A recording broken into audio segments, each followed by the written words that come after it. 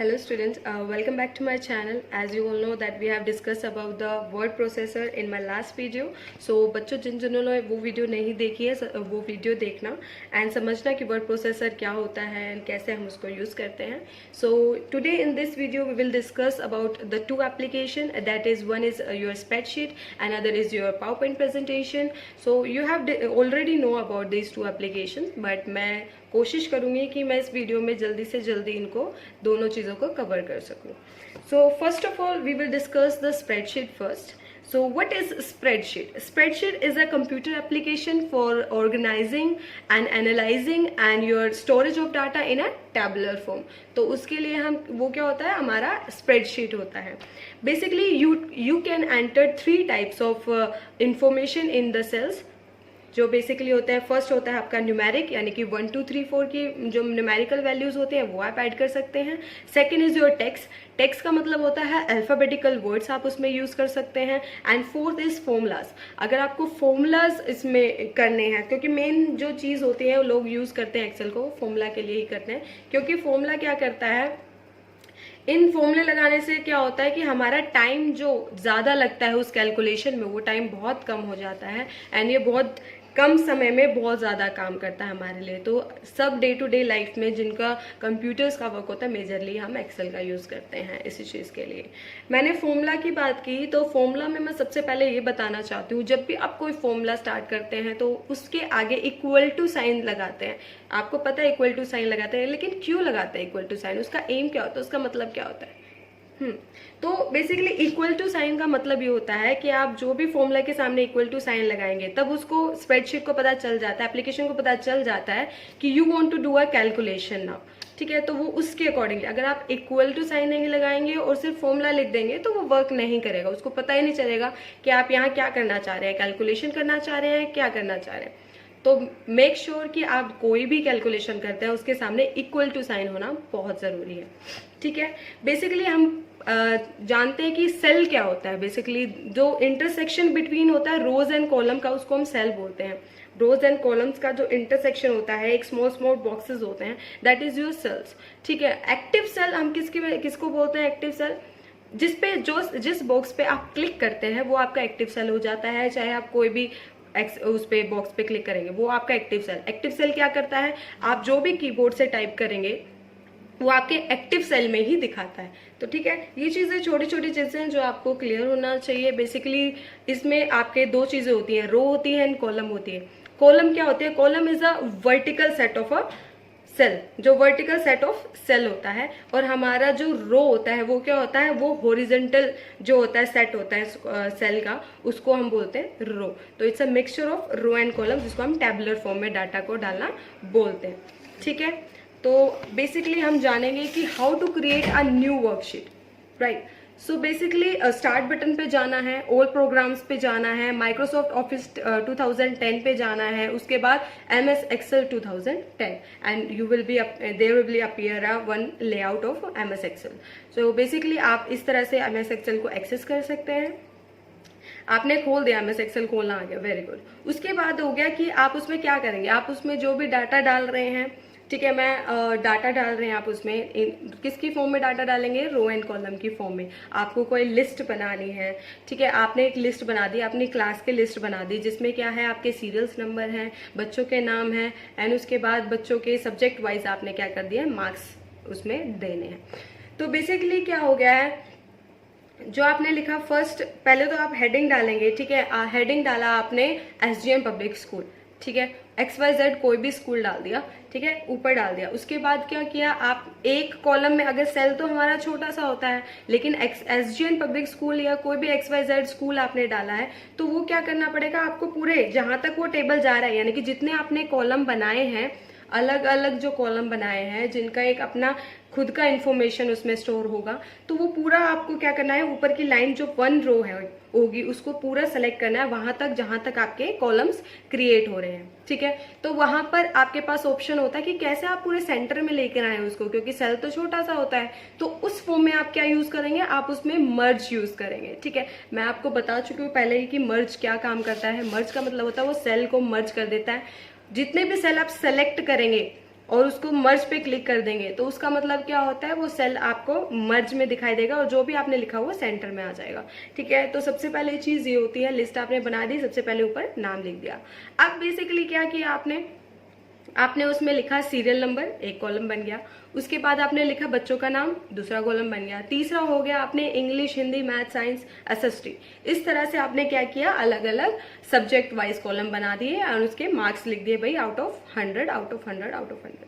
ठीक है, तो ये आपका हो गया, मतलब कि एक फॉर्मेट रेडी हो गया है। अब आप फॉर्मेट के अकॉर्डिंगली आप उसमें काम करना स्टार्ट कर देंगे। बेसिकली अगर आपने ऊपर नहीं लिखा कि भाई सीरियल नंबर नहीं लिखा या फिर नाम नहीं लिखा, ऊपर भी सीधा लिस्ट बनाने लग गए कि 1 और XYZ कोई भी नाम दे दिया, उसके बाद 100, 90, 80, 100, तो इसमें क्या हो गया, आपको पता नहीं चल रहा भाई ये क्या है, 90, 80, 100 है क्या, ये किस चीज की वैल्यू, आपको पता नहीं चलेगी। तो आइडेंटिफाई जो मेन चीज होती है आपकी हेडिंग, जो टेबुलर फॉर्म में मेन चीज यही होती है कि डाटा को इजी बना देता है रीड आउट करने के लिए और समझने के लिए। क्योंकि टेबल एंड फॉर्म की डाटा में, अगर आप टेबल एंड फॉर्म की स्ट्रक्चर में अगर आप कोई भी डाटा डालते हो तो वो इजी हो जाता है समझना। क्यों? क्योंकि उसमें आइडेंटिफाई करने के लिए नाम ऊपर गिवन होते हैं कि भाई अच्छा ये इन्फॉर्मेशन है, तो ये किसके रिगार्डिंग इन्फॉर्मेशन है, ये सीरियल नंबर है। ये किसके रिगार्डिंग इन्फॉर्मेशन है, XYZ, ये नाम के रिगार्डिंग, ये बच्चों का नाम है। ठीक है, नेक्स्ट आ गया 100, 80, तो ये क्या इन्फॉर्मेशन है, तो आपने लिखा हुआ है कि सब्जेक्ट इतना है और आउट ऑफ 100 मार्क्स है, तो वो आपके लिए इजी हो जाता है समझना कि ठीक है 100 आउट ऑफ मार्क्स है और इस सब्जेक्ट क्या है, तो आप उस चीज को समझोगे इजिली, आपको वो समझने में टाइम नहीं लगेगा। तो मेक श्योर जो भी आप आइडेंटिफाई करने के लिए जो नेम दे रहे हैं, जो मेन नेम दे रहे हैं, वो आप भूले ना, वो चीज मेन होती है। ठीक है, उसके बाद आता है आप फोन साइज, जो आपका जो आपने जो डाटा बनाया उसको अट्रैक्टिव बनाए कैसे, तो आप इस चीज का यूज करते हैं। मेजरली क्या करते हैं आप लोग, फोंट का साइज जो होता है आपका बड़ा छोटा करते हैं, जितना साइज अकॉर्डिंगली होता है। ठीक है, तो वो साइज करते हैं। स्टाइल आप उसमें कर सकते हैं कि आपको किस स्टाइल में डाटा लिखा हुआ चाहिए, वो भी चीज अरेंज कर सकते हैं। बेसिकली कट कॉपी पेस्ट आपने पता है कि कैसे करते हैं हम लोग। कट का मतलब क्या होता है, कॉपी का मतलब क्या होता है, पेस्ट का मतलब क्या होता है। कट का मतलब यानी कि वो डाटा वहां से हट जाएगा एंड पेस्ट करोगे तो वो दूसरी जगह आ जाएगा। कॉपी पेस्ट का मतलब होता है जैसे ये डाटा है, मेरे को ये डाटा यहाँ चाहिए तो मैं इसको कॉपी करके यहाँ लिख दूंगी, वो यहाँ पे भी शो करेगा और यहाँ पे भी शो करेगा। ठीक है, तो इसका मतलब होता है कॉपी पेस्ट। बेसिकली हम जो हम Ctrl+C किस लिए यूज करते हैं, कॉपी के लिए यूज करते हैं। Ctrl+X किसके लिए यूज करते हैं, कट के लिए यूज करते हैं। और आपका जो पेस्ट के लिए हम क्या करते हैं, Ctrl+V। आप किस लिए करते हैं, पेस्ट के लिए। तो ये आपकी शॉर्ट फॉर्म्स है। नेक्स्ट आता है आपका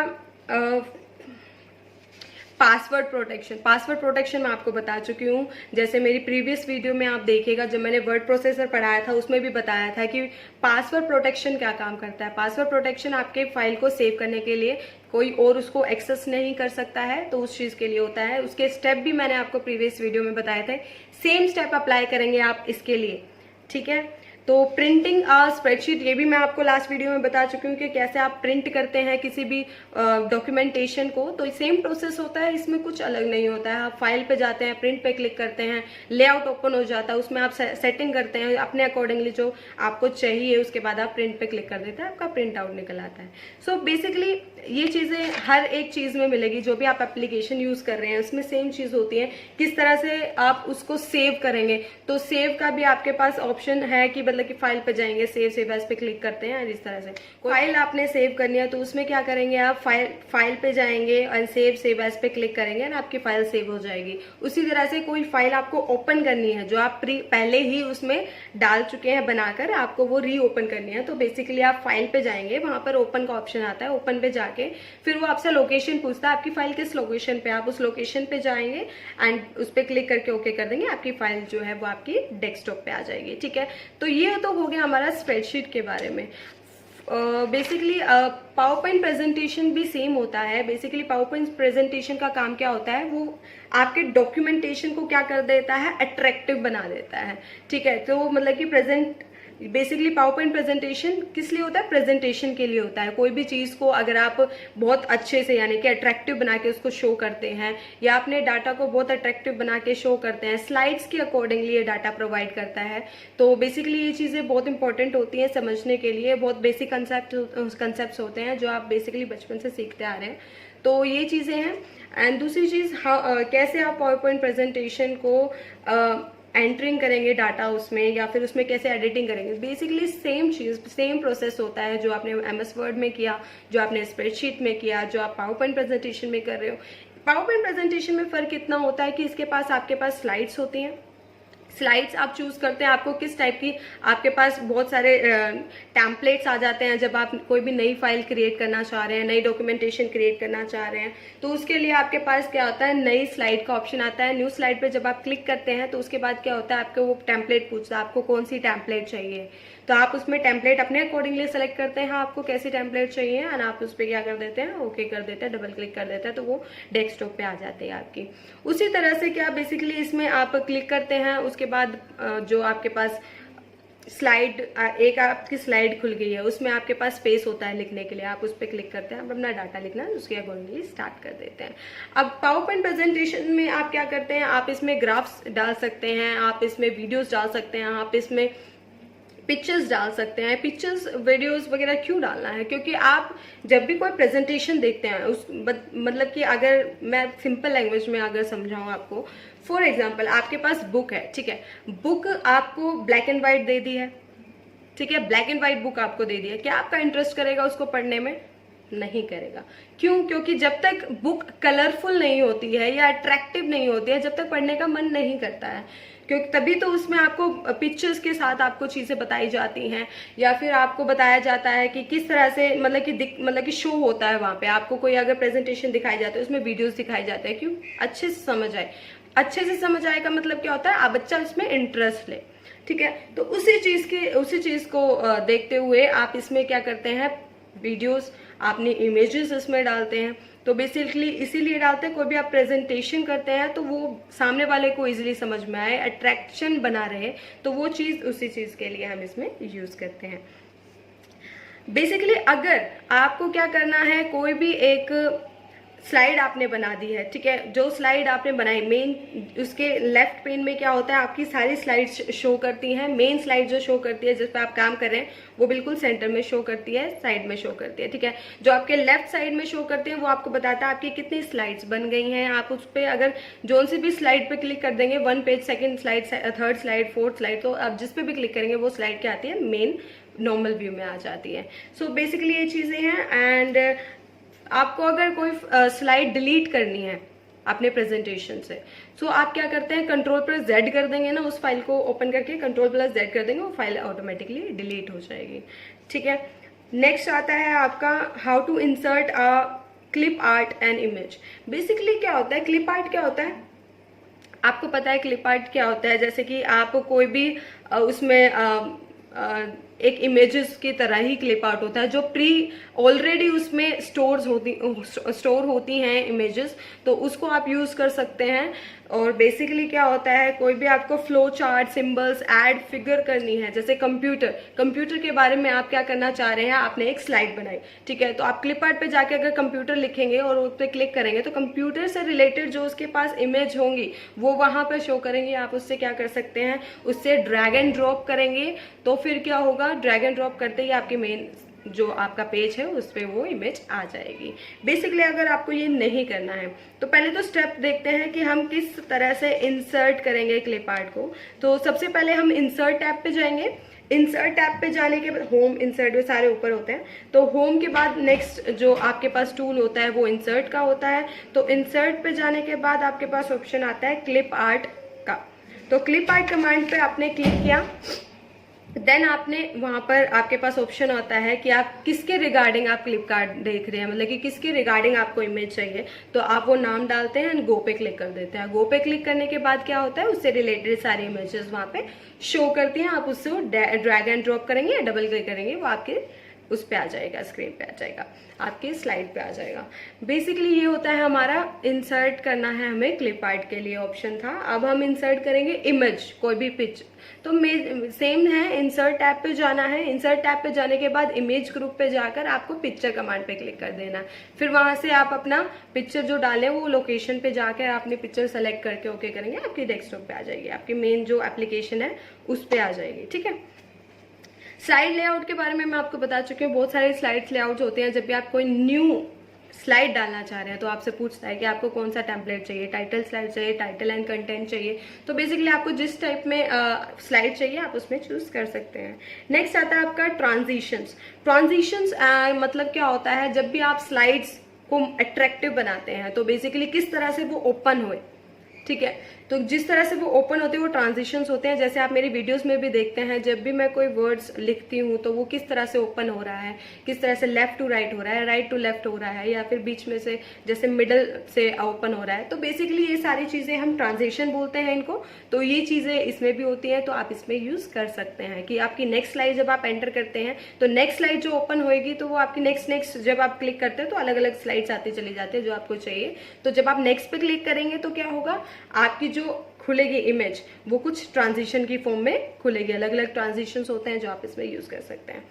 सेविंग अ प्रेजेंटेशंस मैं आपको बता चुकी हूँ, जैसे आप वर्ड पे करते हैं, जैसे आपने स्प्रेडशीट पे किया, उसी तरह से आप पावर पॉइंट प्रेजेंटेशन में भी फाइल सेव करते हैं। बेसिकली फाइल पे जाके सेव एज पे क्लिक करते हैं। मैं थोड़ा जल्दी बोल रही हूँ क्योंकि टाइम बहुत ज़्यादा लगेगा उसमें, तो मैं इसलिए, तो आपको अगर कोई भी दिक्कत आती है तो आप मुझे व्हाट्सएप पे या फिर डीएम कर देना, मैं आपको, या फिर कमेंट कर देना, मैं आपको उसका रिप्लाई दे दूंगी। बेसिकली प्रिंटिंग नेक्स्ट स्टेप होता है प्रिंट का। प्रिंट भी मैं आपको बता चुकी हूँ। फाइल पे जाके प्रिंट पे क्लिक करते हैं, आपके पास लेआउट आ जाता है। लेआउट आने के बाद आप उसमें सेटिंग करते हैं अपने अकॉर्डिंगली सेटिंग करना है। आपको लैंडस्केप में चाहिए, पोर्ट्रेट में चाहिए, आपको कितना साइज चाहिए, आप उसके साइडों के मार्जिन भी सिलेक्ट करते हैं। तो बेसिकली आप अपने अकॉर्डिंगली उसको प्रिंट आउट के लिए सेलेक्ट करते हैं। तो आप उसके लास्ट ऑप्शन होता है प्रिंट का, प्रिंट पे क्लिक कर देते हैं आफ्टर सेटिंग, ठीक है। तो ये सारी चीजें तो हमारा हो गया है क्लियर। सो बेसिकली अगर आपको कोई भी इसमें रिलेटेड कोई भी प्रॉब्लम होती है, you can discuss it with me. And आज के लिए इतना ही, मिलते हैं next time. And make sure कि गाइज आप लोग इस चीज़ को सीरियसली ले रहे हैं, एंड मैं इसके बाद जो आपको काम देने वाली हूँ आप उसको अच्छे से करें। So bye, take care and be safe, stay at home, please take care of yourself, bye.